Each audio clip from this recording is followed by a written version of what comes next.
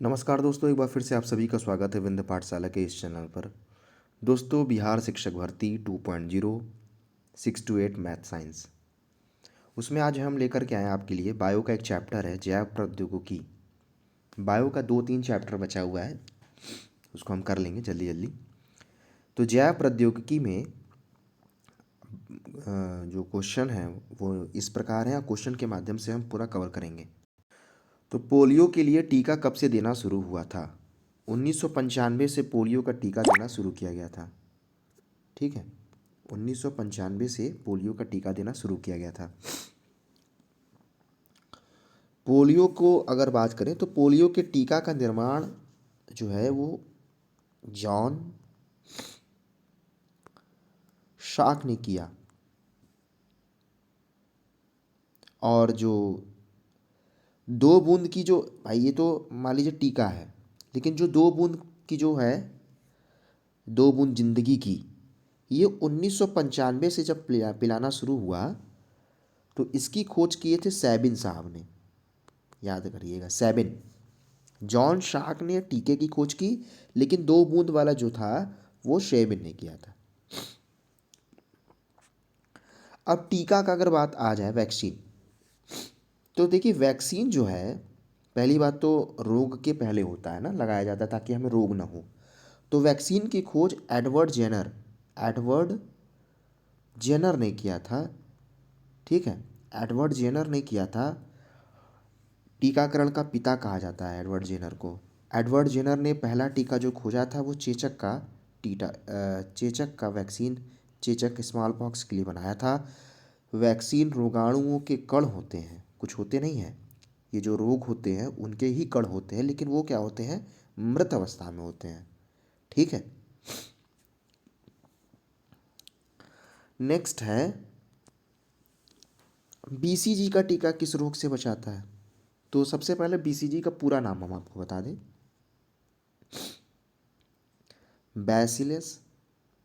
Bacilli जिसको बोलते हैं, बैसिली कैलमेट गुरीन।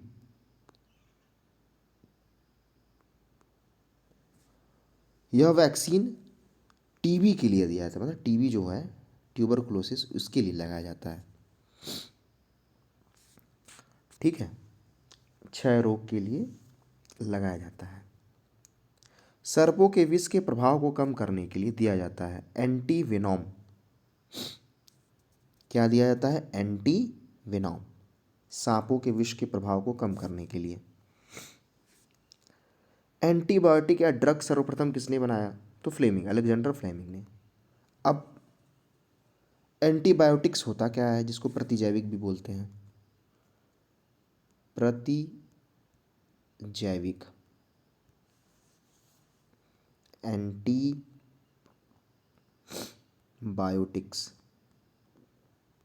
ये क्या है? तो एंटीबायोटिक्स की खोज 1929 में अलेक्जेंडर फ्लेमिंग ने किया था। अलेक्जेंडर फ्लेमिंग ने किया। फ्लेमिंग ने प्रयोगशाला में पेनिसिलियम नोटेटम नामक फंगाई में प्रथम प्रतिजैविक का निर्माण किया। प्रतिजैविक सर वर्तमान में जीवाणुओं से बनाए जाते हैं, जीवाणु से होने वाले रोग से बचाता है। कुछ एंटीबायोटिक जो है का प्रयोग वायरल डिजीज में भी किया जा रहा है। तो अलेक्जेंडर फ्लेमिंग याद रखिएगा एंटीबायोटिक के लिए। टीकाकरण के जनक किसे कहा जाता है? तो एडवर्ड जेनर है, ये तो हम आपको बताए ही हैं। अलेक्जेंडर फ्लेमिंग क्या है? एंटीबायोटिक की खोज किया था। बायोडीजल, बायोडीजल तैयार किया जाता है सोयाबीन, जट्रोफा से, करंज से, सभी से। बायोगैस में मीथेन की मात्रा 70% होती है। ग्रीन ब्लड किसे कहा जाता है? गेहूं के छोटे छोटे जो पौधे होते हैं उनको कहा जाता है ग्रीन ब्लड। ठीक है, गेहूं के छोटे छोटे जो पौधे होते हैं उनको कहा जाता है ग्रीन ब्लड। अच्छा, जब बायो डीजल आया, बायोगैस आया, तो क्यों ना हम इस जैव ईंधन के बारे में थोड़ा सा पढ़ लेते हैं। देखिए, जैव ईंधन ऐसा ईंधन जो जीवों से प्राप्त हो रहा हो उसे जैव ईंधन कहा जाता है, जैसे बायोडीजल, बायोगैस, फोसिल फ्यूल। तो बायोडीजल जो है, बायोडीजल जो बायोडीजल है, फोसिल फ्यूल से प्राप्त डीजल में, फोसिल फ्यूल से प्राप्त डीजल में C15 तथा सल्फर के यौगिक पाए जाते हैं। कुछ पौधों के बीज में प्राप्त या कुछ पौधों के बीज से जो प्राप्त तेल हैं उसमें C15 के यौगिक पाए जाते हैं, जिसे अस्टरीफिकेशन के द्वारा डीजल में परिवर्तित किया जाता है। इसे, जैसे हम आपको बताएं, कुछ ऐसे पौधे जैसे सोयाबीन हो गया, जेट्रोफा हो गया, उनके बीज में ये तेल पाए जाते हैं, तो ये बायोडीजल बनाने में यूज होता है। बायोगैस की अगर बात करें, बायोगैस जीवाणु द्वारा कार्बनिक यौगिकों के किण्वन से, जीवाणु द्वारा कार्बनिक यौगिक हैं, उनका जब किण्वन कराएंगे, कौन करेगा? जीवाणु कराएंगे। तो जीवाणु द्वारा कार्बनिक यौगिक के किण्वन से अपघटित होकर के गैस का जो निर्माण होता है, इसको बोलते हैं बायोगैस। इसमें जैसे अमोनिया आ गया, H2S आ गया, कार्बन डाइऑक्साइड आ गया, इन सभी गैसों के सामूहिक रूप से बायोगैस कहा जाता है। बायोगैस में सर्वाधिक मात्रा में मीथेन पाया जाता है, जो एक अत्यधिक ज्वलनशील गैस है। बायोगैस में मीथेन लगभग 70% होता है। एक होता है CNG, कंप्रेस्ड नेचुरल गैस। ये क्या होता है? CNG में भी मीथेन होता है, लेकिन इसमें जो मीथेन होता है वो लगभग 85% होता है। बायोगैस में 70% होता है, इसमें 85% तक होता है। और अब तो CNG से चलने वाली आप जान ही रहे हैं। नेक्स्ट है बायो फर्टिलाइज़र। बायो फर्टिलाइज़र क्या है? बायो फर्टिलाइज़र जैव उर्वरक, रासायनिक उर्वरक के द्वारा फसलों का उत्पादन को बढ़ाया जाता है, लेकिन लंबे समय में रासायनिक उर्वरक से मिट्टी की उर्वरा शक्ति कम हो जाती है, इसलिए जैव उर्वरक लाया गया। जैव उर्वरक सूक्ष्म जीवों को उर्वरक के रूप में प्रयोग किया जाता है, जैसे आपको बताया, जैसे राइजोबियम, जानते होंगे राइजोबियम, क्लोस राइजोबियम हो गया, एक है क्लोस्ट्रीडियम, एक है एजेटोबैक्टर।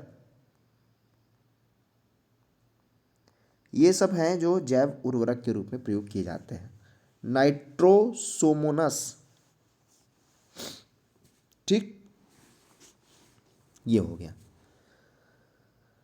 तो अब एक है जैविक खाद। क्या होते हैं? बायोमैन्योर। तो जैविक खाद, इसके अंतर्गत पेड़ पौधे, मृत पत्तियां, टहनियाँ, जानवरों के मल मूत्र, गोबर, हड्डियाँ, रक्त को शामिल किया जाता है। ये सभी पदार्थ सड़ने के बाद उपरांत एक खाद में बदल जाता है, ठीक है। अब बात करें, विश्व में पहली पराजनी फसल कौन सी है? टमाटर। कौन सी फसल है? टमाटर। गोल्डन राइस में प्रचुर मात्रा में पाया जाता है विटामिन ए। गोल्डन राइस में विटामिन ए।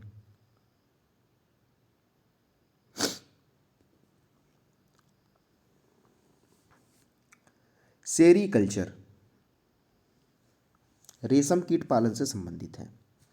इसमें क्या होता है? रेशम के कीट का पालन किया जाता है, जिसमें रेशम से प्राप्ति होती है। असल में क्या होते हैं, रेशम के जो कीट होते हैं ना, वो शहतूत के पौधों पर अपना जीवन व्यतीत करते हैं। रेशम के कीट शहतूत के पत्ती को खा करके अपना जीवन चलाते हैं, अब पत्ती पर ही अंडे दे देते हैं, जो विकसित होकर के एक नए कीट के रूप में जन्म ले लेता है। जब रेशम के कीट बच्चे दिए, और वो बच्चा जब प्यूपा में बदल गया, प्यूपा एक स्टेज होता है, तो यह कीट अपने लार से चारों तरफ एक आवरण का निर्माण करता है जो रेशम प्राप्ति का स्रोत माना जाता है। मतलब प्यूपा में बदल गया, अब प्यूपा में क्या होता है, ये अपने को एक रेशम की तरह ऐसे आवरण से ढक देता है, इसी को हम इकट्ठा कर लेते हैं प्यूपा के स्टेज में। और इस आवरण जब बन जाता है तो इसको बोलते हैं ककून। और ककून क्या करते हैं, फिर इसको गरम उरम करके फिर हम लोग रेशम बना लेते हैं। झारखंड में, बिहार में भागलपुर रेशम उत्पादन में सबसे प्रथम स्थान पर है, और झारखंड में चायवासा रेशम का उत्पादन में पहला स्थान है। विश्व में सर्वाधिक रेशम का उत्पादन चीन में किया जाता है, जबकि भारत में सर्वाधिक उत्पादन कर्नाटक में किया जाता है। ठीक, सेरीकल्चर याद रखिएगा। डीपीटी का पूरा नाम क्या है? डीपीटी का पूरा नाम क्या है? डीपीटी एक जैव कीटनाशी है, आपको पता ही होगा। सॉरी, टीटीटी नहीं, डीपीटी का पूरा नाम क्या है? डीपीटी एक टीका है। क्या है ये टीका? ये 3 रोगों से बचाने का टीका है, डिप्थीरिया, पर्ट्यूसिस और टिटनेस। डिप्थीरिया, पर्ट्यूसिस और टिटनेस। टिटनेस को क्या बोलते हैं? टिटनेस को बोलते हैं लॉक जॉ डिजीज़। इसमें क्या होता है, आपके जबड़े क्या होते हैं, लॉक हो जाते हैं। डिप्थीरिया या काली खांसी, टिटनेस आप जान ही रहे हैं। ठीक, एक होता है टीका होता है TAB, tab, typhoid antibiotic, typhoid anti bacteria.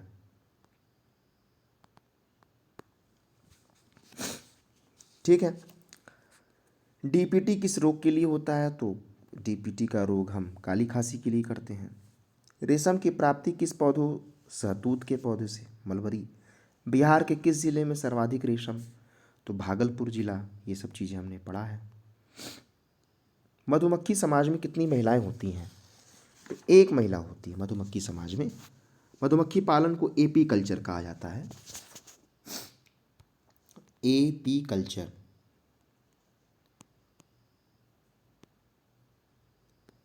AP culture, मधुमक्खी पालन।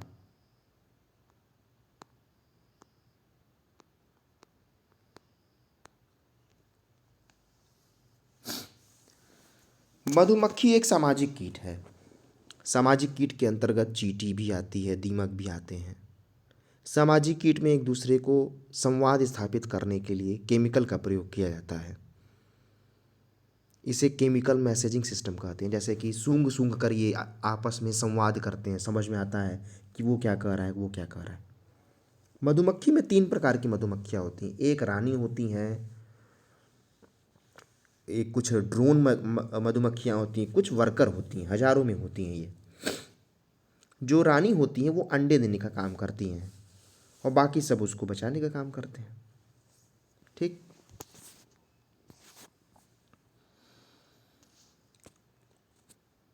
नेक्स्ट है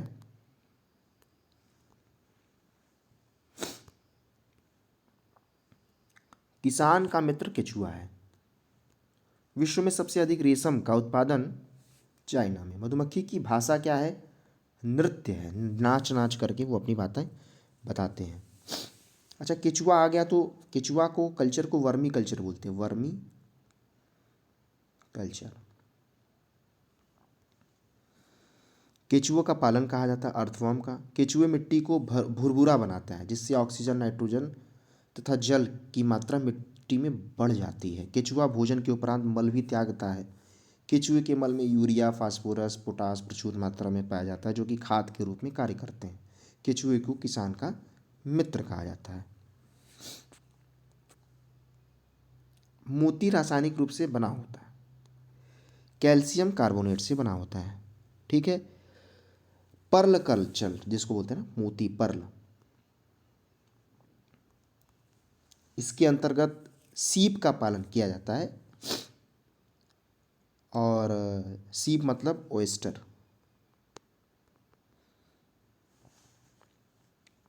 और जो सीप है, इसको सीप बोलते हैं। सीप मोलस्का संघ का प्राणी है जिसके अंदर मोती का निर्माण होता है। कपास के कीट रोधी पौधों आनुवांशिक इंजीनियरिंग द्वारा एक जीन को निविष्ट कर निर्मित किए गए हैं, जीवाणुओं से लिया गया है। सूक्ष्म जीव जो बीटी कपास के उत्पादन से संबंधित थे वो है जीवाणु। बीटी बैगन है आनुवांशिक रूप से परिवर्तित बैगन।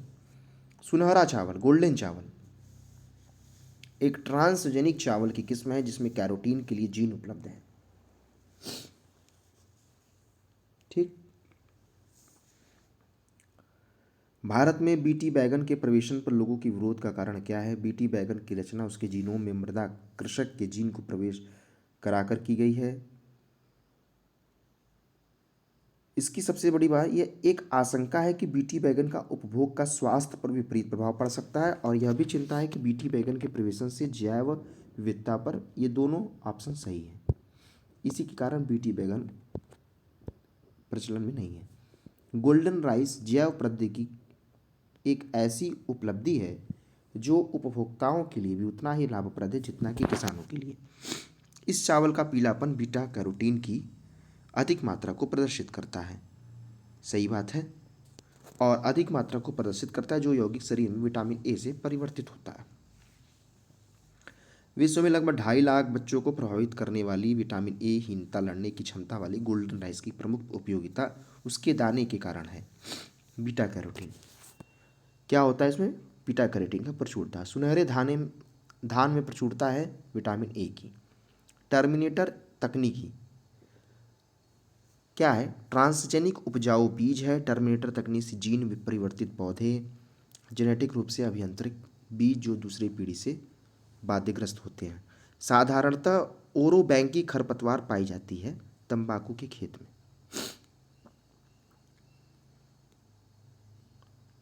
ट्रांसजेनिक पादप क्या है? तंबाकू के खेत में कौन परजीवी है? तंबाकू खेत में निम्नलिखित में से कौन परजीवी पादप है? बकव्हील। सुपर राइस कौन बनाया? तो सुपर राइस जिसको बोलते हैं महाधान, तो महाधान विकसित करने वाले हैं, उनका नाम है GS खुश। GS खुश।